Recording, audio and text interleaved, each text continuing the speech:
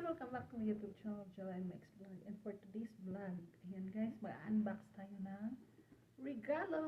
Ayan, may regalo daw kami. So ayan, papakita ko sa inyo kung ano ang laman nito. Kaya, halika na, sabayan niyo ako, buksan natin. Ayan mga loves.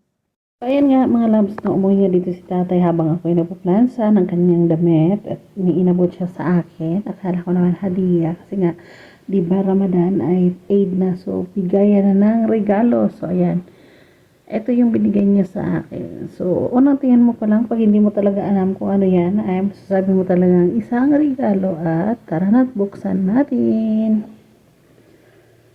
O diba, ang ganda ng pagkabalot. Tadang! Ayan. Tadang! So, ito ang laman. Yan ang laman mga loves. So, ayan.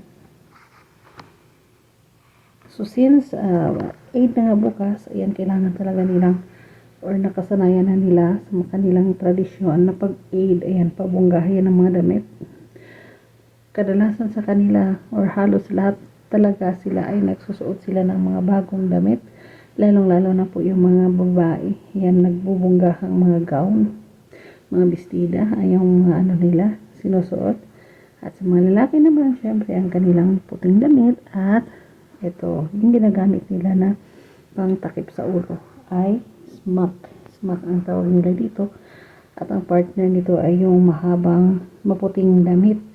Siyempre, bago din yon. At ito nga, binigay ni tatay sa atin kasi para planchahin. Ayan, meron akong plancha na naka-ready dito.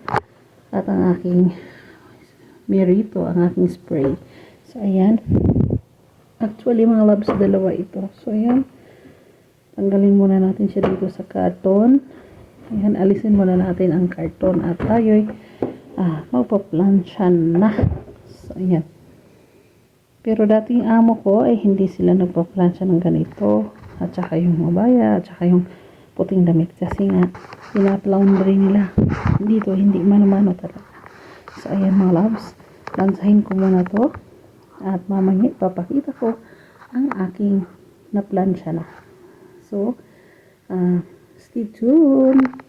At ito na nga mga loves ang aking finished product or tapos ko nang na-plancha. Yung ating ina-unbox na smock ni tatay. Ayan, ang ganda na. So, ganyan yung pagkahangay yan. Hindi ko na lang pinakita yung pagplancha ko kasi sobrang mahaba ng ating video. At syempre, ito naman yung kanyang susuotin yung bagong damit. Yung puting damit ni tatay. Ito talaga yung traditional na sinusuot nila. So, itong puting damit. Ayan, mahaba. Parang pari, o diba? At ito naman yung takip sa kanilang ulo. So, that's all for today. And thank you so much for watching my loves. Please don't forget to leave your comments para naman mabalikan ko. So, thank you so much and God bless us all. Bye-bye.